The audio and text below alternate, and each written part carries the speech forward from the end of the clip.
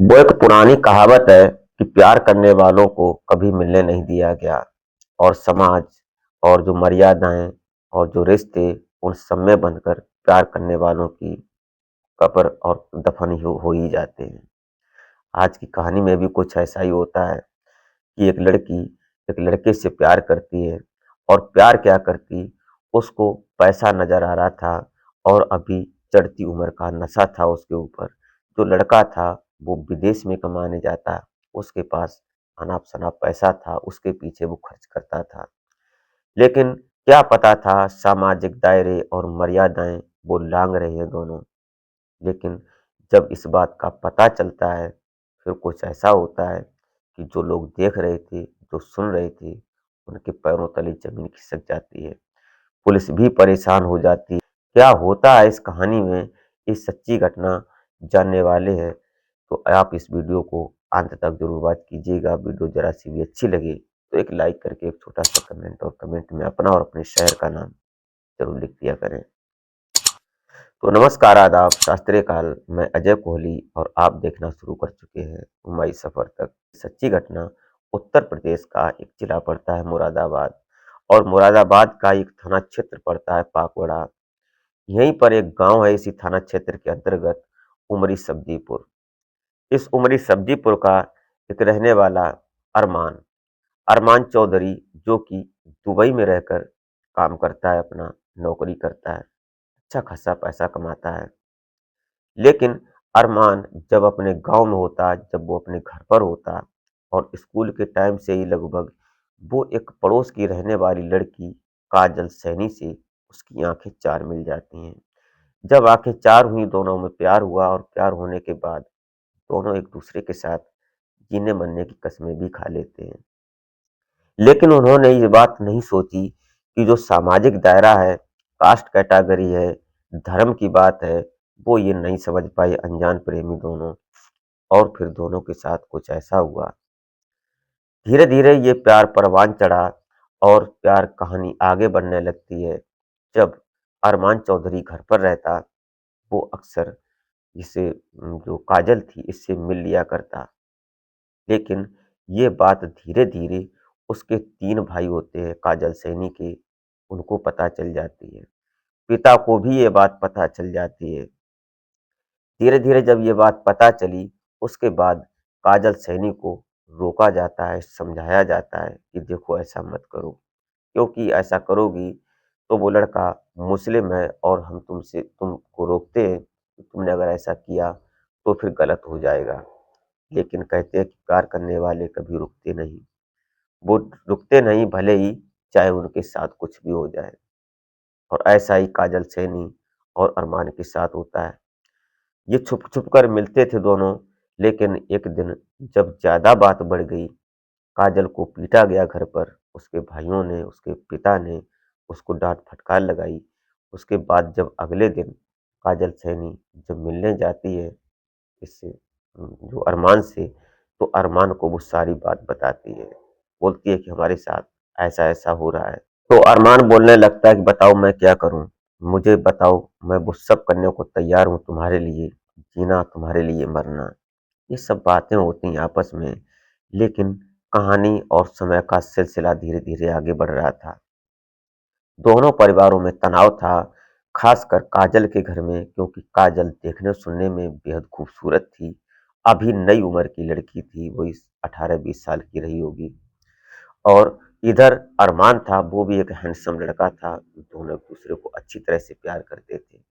लेकिन ये काजल और अरमान दोनों ये समझ नहीं पाए। और अचानक जब ये अरमान इस काजल से मिलने के लिए आता है, तो इसके तीनों भाई इस बात की ताक में थे। दोनों को मिलने की जगह पर इन तीनों भाइयों ने, इसके काजल के और पिता ने मिलकर दोनों को पीटना शुरू कर दिया।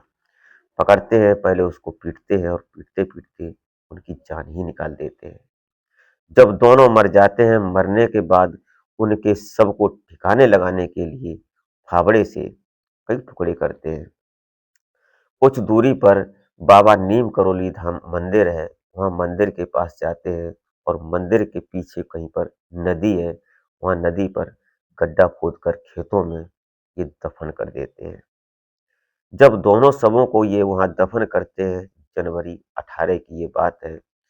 ऑनर किलर का मामला जब सामने आया, जब धीरे-धीरे ये बात उनके परिवार वालों को पता चली, 2 दिन गुज़र जाते हैं। इधर अरमान के माता-पिता, उसके भाई और जो परिवार के लोग थे, वो तलाश करते हैं कि अरमान नज़र नहीं आ रहा। उसके फ़ोन को लगाया जाता है लेकिन फ़ोन उसका स्विच ऑफ आता है। उसके बाद ये बात उसकी गुमशुदगी की इसी पाकवड़ा थाने में रिपोर्ट दर्ज कराई जाती है। जब एफआईआर दर्ज हो जाती है, पुलिस इन्वेस्टिगेशन करने लगती है। पुलिस ढूँढ-खटोल करती है, परिवार के लोग ढूँढ-खटोल करते हैं, लेकिन किसी को कोई पता नहीं होता है। इसी बीच इधर जो काजल के माता-पिता और भाई, तीनों, इन सबको तो पता ही था क्योंकि उन दोनों के शवों को ठिकाने जो लगाया था, उनकी कब्र बनाई थी। ये बात धीरे-धीरे जब कोई पता नहीं चलता, पुलिस भी परेशान हो जाती है। लेकिन जब पुलिस ने उसके फ़ोन को जो लास्ट लोकेशन जो थी और जो लास्ट कॉल डायरेक्शन था, उसको जब तलाश किया, उसकी डिटेक्टिविटी की जब, तो पता चला कि इसका फ़ोन यहाँ तक ही आया और यहाँ से फ़ोन स्विच ऑफ आ रहा है। बस पुलिस ने इन्वेस्टिगेशन की, फोरेंसिक टीम, और इसके बाद पुलिस इनके घर पहुँच जाती है। काजल के घर में जैसे ही पहुँचते हैं पुलिस और इन लोगों को जब दबोच लिया जाता है, इनके 2 भाई पुलिस के हत्थे चढ़ जाते हैं और इसका पिता भी हत्थे चढ़ जाता है। जब तीनों लोग पुलिस के कस्टडी में आ जाते हैं, उसके बाद पुलिस इनको सीधा थाने लाती है, पाकवड़ा थाने में, और इनसे पूछताछ करती है।